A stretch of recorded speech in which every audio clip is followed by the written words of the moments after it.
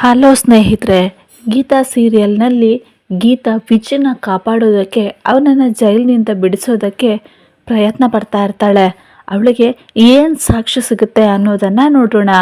ಗೀತಾ ಕಿರಣ್ ರೂಮಲ್ಲಿ ವಿಜಯನ ಬಿಡಿಸೋದಕ್ಕೆ ಏನಾದರೂ ಸಾಕ್ಷ್ಯ ಸಿಗ್ಬೋದಾ ಅಂತ ಹುಡುಕ್ತಾ ಇರ್ತಾಳೆ. ಆವಾಗ ಅವಳಿಗೆ ಅವರ ಮೊಬೈಲ್ ಫೋನ್ ಬಗ್ಗೆ ಯೋಚನೆ ಬರುತ್ತೆ. ಮೊಬೈಲ್ ಫೋನ್ ಏನಾದರೂ ಇಲ್ಲೇ ಇರ್ಬೋದಾ ಅಂತ ಅಂದ್ಕೊಂಡು ಆ ಮೊಬೈಲ್ ಫೋನನ್ನು ಹುಡುಕಾಡ್ತಾಳೆ. ಅದರಲ್ಲಿ ಏನಾದರೂ ಸಾಕ್ಷ್ಯ ಸಿಗ್ಬೋದು, ಆವಾಗ ಅದರಿಂದ ವಿಜಯನ ಬಿಡಿಸ್ಬೋದು ಅನ್ನೋದು ಅವಳ ಯೋಚನೆ ಆಗಿತ್ತು.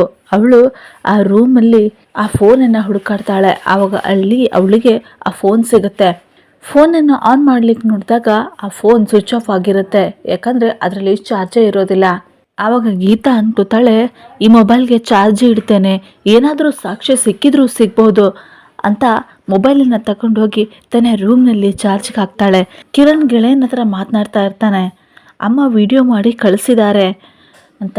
ಆವಾಗ ಅವನ ಗೆಳೆಯ ಹೇಳ್ತಾನೆ, ವಿಡಿಯೋ ಮಾಡಿ ಕಳಿಸಿದ್ದಾರೆ ಸರಿ, ಆದರೆ ಆ ವಿಡಿಯೋ ಮಾಡಿದ ಮೊಬೈಲ್ ಎಲ್ಲಿ ಅಂತ. ಆವಾಗ ಕಿರಣ್ಗೆ ಆ ಮೊಬೈಲ್ ನೆನಪಾಗುತ್ತೆ. ಭಾನುಮತಿ ಆ ಮೊಬೈಲನ್ನು ಆಪ್ರೇಟ್ ಮಾಡ್ತಾ ಇದ್ದಿದ್ದು ನೆನಪಾಗುತ್ತೆ. ಅವನು ಹೇಳ್ತಾನೆ, ಆ ಮೊಬೈಲು ಅದೇ ರೂಮಲ್ಲಿ ಎಲ್ಲೋ ಇರಬೇಕು, ಅದು ಪೊಲೀಸರ ಕೈಗೆ ಸಿಕ್ಕಿಲ್ಲ ಅಂತ ಹೇಳ್ತಾನೆ. ಆದರೆ ಆ ಮೊಬೈಲ್ ಸಿಕ್ಕಿದ್ರೂ ಏನೂ ಯೂಸ್ ಇಲ್ಲ, ಅದರಲ್ಲಿ ಏನೂ ಇಲ್ಲ, ಅಮ್ಮನೇ ವಿಡಿಯೋ ಮಾಡಿ ಕಳಿಸಿದಾರಲ್ಲ ಅಂತ ಹೇಳ್ತಾನೆ. ಅದಕ್ಕೆ ಅವನ ಫ್ರೆಂಡ್ ಹೇಳ್ತಾನೆ, ಯಾವುದನ್ನು ಅಷ್ಟು ನೆಗ್ಲೆಕ್ಟ್ ಮಾಡಬೇಡ, ನಮ್ಮ ವಿರುದ್ಧ ಸಾಕ್ಷ್ಯ ಸಿಕ್ಕಿದ್ರೂ ಸಿಗ್ಬೋದು, ಮೊದಲು ಆ ಮೊಬೈಲನ್ನು ಹುಡುಕು ಅಂತ ಹೇಳ್ತಾನೆ.